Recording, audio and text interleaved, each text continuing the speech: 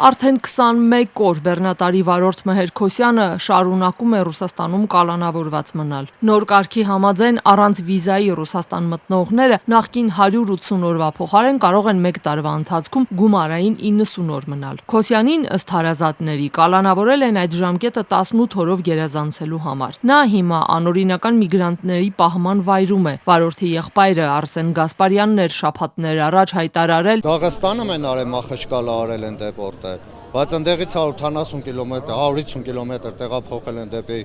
Ադրբեջանի սահման, ընդեղ ինչ-որ մի հատ գյուղ Տարեբաժին ընդեղ կալանավորված է։ Եղբոր այս հայտարարությունից հետո միգրացիոն փորձագետ Տաթևիկ Բեժանյանն ազատությանը փոխանցել էր, որ արտգործ նախարարության աջակցությամբ իրեն հաջողվել է տեսազանք կազմակերպել Մեհեր Քոսյանի ու ընտանիքի միջև։ Այս 21 օրում այդպիսի 3 տեսազանգի հնարավորություն են ունեցել, ազատությանը պատմեց 44-ամյա տղամարդու հորաքույրը Օֆելիա Քոսյանը։ Մեհերն այնտեղ 55,000 ռուբլի մոտ 26,000 դրամ տուգանք է վճարել։ Հետո 5 տարով արգելվել է նրա մուտքը Ռուսաստան։ Արգելվել է, թող գոնե տուն ուղարկեն, նեղ սրտաց է հորաքույրը։ Ասում է, անչափահաս 2 երեխաներն անորոշ սպասումից արդեն սթրեսների մեջ են։ Դեղերը տվել էին, բայց հնից չուներ, վերջացել էր։ Երեք ազանգել։ Մենք ինչ կարանք անենք ուրիշ պետության դիմաց։ Շատ դիմել ենք միգրացիան, դիմել ենք արտգործ նախարարություն, ոչ թողում են, ոչ հնարավոր է։ Ճիշտ տեղեկություններ չենք ստանում, որովհետև այնքան կարճ ժամանակ է նախ խոսեմ։ Խոսացածից էլ բան չես հասկանում։ 2 երեխա ունի անչափահաս, շատ էլ երեխեքը դեմը գնեմ, տղաներ ստրեսատան են, մեկ պրիստուպ տալի։ Մենք սիրուն ձևով կարգով ասում ենք։ Բեռնատարների վարորդներն էլ նախորդ շաբաթ էին փոխվարչապետին նամակ հանձնելու պատասխանի համար 24 ժամ տվել։ Ասում էին ԵԱՏՄ-նիստից հետո փոխվարչապետի գրասենյակի պաշտոնական հայտարարությունում չեն գտել իրենց ուզող պատասխանը։ Հայաստանի կառավարությունը կարողացել է համոզել Մոսկվային, որ սահմանված 90-օրյա ժամկետը անիրատեսական է հայ բեռնափոխադրողների համար, որովհետև դրա մեծ մասն իրենք Ռուսաստանը Հայաստանին կապող ցամաքային միակ ճանապարհին լարսում են անցկացնում։ Կառավարությունից էլ պահանջելու բան չկա։ Իրենք դաժե Վրաստանի դեմ չեն կարող խոսան, ուր մնաց Ռուսաստանի դեմ։ Բողոքի ակցիաների ընթացքում բեռնատարների վարորդներին ընդառաջ դուրս եկած էկոնոմիկայի նախարար Գևորգ Պապոյանն ասել էր, գիտեն խնդրի մասին, բանակցում են, դրական ազդակներ կան։ Նախարարի այս հայտարարությունից հետո վարորդներին կառավարությունում համապատասխան վարչության աշխատակիցներ ընդունել։ Դժգոհ էին, հարցերի պատասխանները դարձյալ չէին ստացել։ Հետո բողոքի ակցիա էին արել նաև Ռուսաստանի դեսպանատան մոտ, որտեղ նրանց ներս չէին ընդունել, հորդորել էին հարցերը գրավոր ներկայացնել։ Հաջորդ օրը վարորդները փակեցին Հայաստան մտնող սահմանային 4 անցակետերից 3-ի ճանապարհները։ Արդեն մոտ 1 շաբաթ է նրանք դադարեցրել են ակցիաները։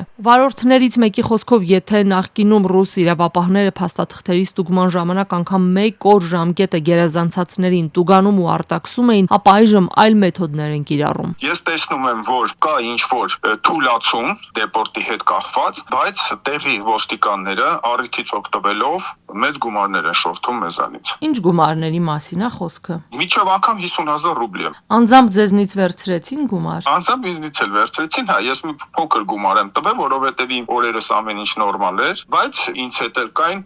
մեկ այլ հայկական մեքենաներ, այդ պահին ամեն մեկս ինչ-որ մեկի հետ կանգնած փորձում էինք մեր հարցերը լուծել։ Որ Ռուսաստանում 1 տարվա ընթացքում գումարային 90 օրն անիրատեսական է հայ բեռնափոխադրողների համար, փաստում է նաև միգրացիոն փորձագետ Տաթևիկ Բեժանյանը։ Դեպորտի թղթերը ստացած վարորդները շարունակում են աջակցության համար դիմել միգրացիոն փորձագետին։ Շարունակվում են մուտքի արգելքները, նույն խնդրի առաջ կանգնած են եւ ղազախները, եւ ղրղզները, եւ չնայած որ բոլորի համար խոստացված է, որ 180 օր է դարձվելու, բայց առայժմ այդ խոստումը դեռ իրականություն չի դարձել։ Այս պահի դրությամբ ինձ դիմել են 157 վարորդ, որոնցից 53-ին մուտքի արգելք է տրված, մյուսները հայտնվել են վերահսկվող անձանց ռեեստրում։ Հայ բեռնատարների վարորդների 90%-ն ըստ որոշ տվյալների արդեն սպառել են այդ 90 օրերը։ Ոմանք այս օրերին վախը սրտներում նորից են սահմանն անցնում, աչքի առաջ ունենալով Ռուսաստանում կալանավորված Մեհեր Քոսյանի պատմությունը։ Մարդիկ ամեն ամիս 500,000, 550,000, 600,000 վարկ են մուծում։ Միջև հունվար կանգնեն մնան,